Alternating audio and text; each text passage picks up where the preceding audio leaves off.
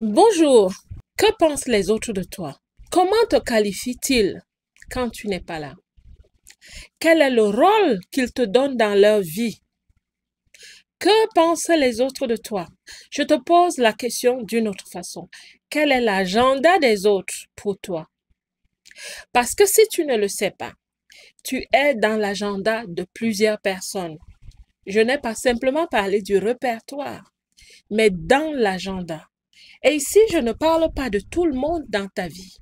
N'allez pas détruire vos relations. Nous sommes en train de raisonner. La vie, c'est le raisonnement. Ce n'est pas que le cœur, c'est aussi le raisonnement. Tu es dans l'agenda de plusieurs personnes. Je vais te dire certaines personnes que tu ne connais pas. Tu es dans leur agenda. Certains d'entre eux attendent 2025 pour t'approcher. Tu ne les connais pas, mais ils sont en train de tisser leur chemin vers toi. Quel est l'agenda des gens autour de toi pour toi? Aujourd'hui, on ne parle pas de ton agenda pour les autres parce que là, je vais te parler de ton amour envers ton prochain, ton amabilité, ta générosité, mais ce n'est pas de ça qu'on parle. Aujourd'hui, on parle quand même aussi de l'agenda des autres pour toi. Parce que c'est pas juste, it's not fair, qu'on te dise toujours, fais du bien aux autres, fais du bien aux autres. Bon, Dieu me regarde, il m'écoute, je crois en Dieu. Il me regarde, il m'écoute, il me dit, j'attends voir ce que tu vas dire maintenant. Mais quand il dit aime ton prochain comme toi-même, ça veut dire que si il le dit à moi, il le dit à mon prochain aussi. Alors, je me sens la permission de pouvoir continuer. Quel est l'agenda des autres pour toi? Qu'est-ce que les autres attendent de toi? Et est-ce qu'ils sont légitimes d'attendre ce qu'ils attendent de toi? Parce que la vie est faite d'attentes. La vie est faite d'expectatives. Quelles sont les expectatives des autres pour toi? Qu'est-ce qu'ils attendent que tu fasses pour eux? La vie est faite d'expectatives, la vie est faite d'attentes. Quelles sont les attentes des autres pour toi? Tu es dans le répertoire de plusieurs personnes. Mais je viens t'annoncer quelque chose. Tu es aussi dans l'agenda d'énormément de personnes, que tu le saches ou pas, que tu le veuilles ou pas, que tu leur aies donné la permission ou pas. Je te le dis, je te le déclare aujourd'hui, tu es dans l'agenda de plusieurs personnes. Et ces personnes attendent quelque chose de toi. Et si je vais même profondément, ce sont des liens. Ce sont des liens parfois de captivité. Bon, je ferme cette porte, je continue simplement. Alors, dans ce partage, je viens te conseiller de savoir protéger ton temps, ton agenda, tes émotions, parce que tu as un destin à réaliser. Tu es le chef d'entreprise de ta vie, de ton destin. Je vous dis toujours que la vie est comme une entreprise. La vie est un projet qui se réalise, un projet qui se travaille. Et comme tout projet, tu as besoin de ton attention, de tes forces, de ton énergie. Tu as besoin de ton carburant en général. Mais alors, parlons d'abord de ton temps. Comment est-ce que tu utilises ton temps? Et là, maintenant, je parle à ceux qu'on appelle les people pleasers. Les personnes qui aiment faire plaisir aux autres. J'irai plus loin. Ces personnes qui aiment plaire aux autres. Vous aimez tellement plaire aux gens que vous êtes prêt à utiliser votre devise temps pour acheter leur amabilité. Est-ce que tu peux me faire ceci demain? Oui. Tu n'as pas regardé ton agenda. Ou alors je dirais, tu es peut-être une personne qui n'a pas de vision. Et là, il y a une autre conversation entre toi et moi. Pourquoi n'as-tu pas une vision? Mais je vous dirais, il y a des personnes qui ont une vision, qui ont un agenda, qui ont tellement la peur de ce qu'on dira d'eux, de qu'est-ce qu'on pensera d'eux, du fait qu'on les laissera tout seuls, qu'on leur tournera le dos. Parce que plusieurs d'entre vous, vous êtes entourés de personnes qui sont un peu difficiles émotionnellement. J'essaie d'utiliser des mots qui ne blessent pas. Des personnes coriaces avec leurs émotions.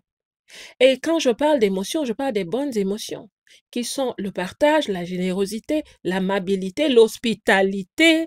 Vous êtes entouré de personnes comme ça et vous pensez que pour les garder, il faut les acheter avec votre temps. Il faut les inscrire dans votre agenda, même si celui-ci est rempli. Ça veut dire quoi? Ça veut dire que vous êtes prêt à bâcler votre propre travail. Vous êtes prêt à bâcler votre propre destinée.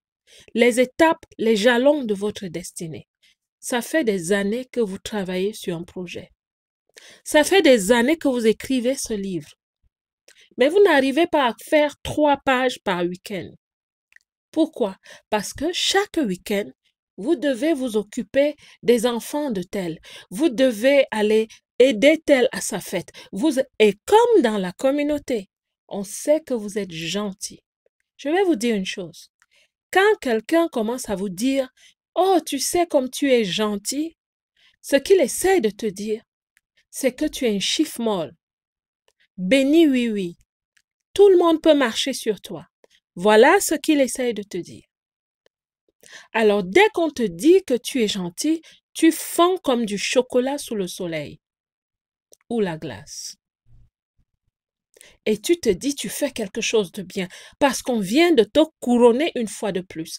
La gentille du quartier, la gentille de la communauté. Jusqu'à quand? Jusqu'à quand vas-tu perdre ton temps comme ça? Jusqu'à quand vas-tu être le bon à tout faire, la bonne à tout faire du quartier, de la communauté? Jusqu'à quand? Ça fait des années que tu es dans la diaspora, essayant de réaliser quelque chose. Tu n'y arrives pas parce que tu es inscrit dans l'agenda de tout le monde, sans ta permission. Et tu es toujours prêt à répondre oui. Tu ne sais pas que ce que tu dis, c'est oui, chef.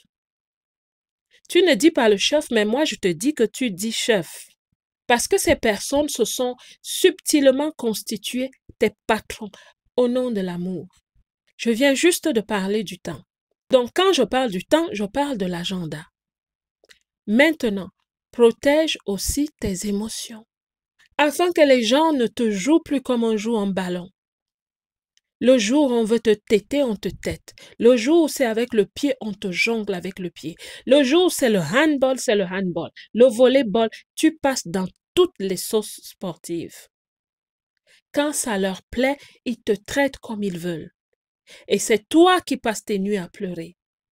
Je n'ai quand même pas été là, mais je connais des personnes qui sont dans ces sauces-là, où on joue avec vos émotions. On vous dit des choses qui vous font mal à tout moment et vous êtes toujours avec ces personnes. Qui vous entoure? Pourquoi vous laissez-vous entourer par ces personnes? Il y a un type de relation qui est très toxique où on parle de sadomaso et ne pensez pas à l'intimité. Je parle simplement du fait que quand on rencontre une personne perverse, narcissique, on va jouer l'autre rôle et vous allez vous compléter. Il y aura un alignement pervers entre vous. Parce que pour un pervers narcissique, il faut une personne qui se laisse dominer, qui se laisse écraser. Parce que le pervers narcissique, il prend de la joie à avoir fait du mal, à avoir dénigré l'autre. Et vous, vous faites quoi là? Vous faites quoi là? Ça fait longtemps que vous êtes avec cette personne. Ça peut être un simple ami, ça peut être un petit ami, un fiancé. Je ne vais pas toucher au mariage des gens. Mais qu'est-ce que vous faites avec ces personnes? Savez-vous que cela retarde votre destinée? Savez-vous que vous vous occupez à des combats qui ne vous regardent pas parce que les personnes faibles sont des personnes qui essayent toujours de fixer l'autre. Je vais prier, il va changer. Je vais prier, elle va changer.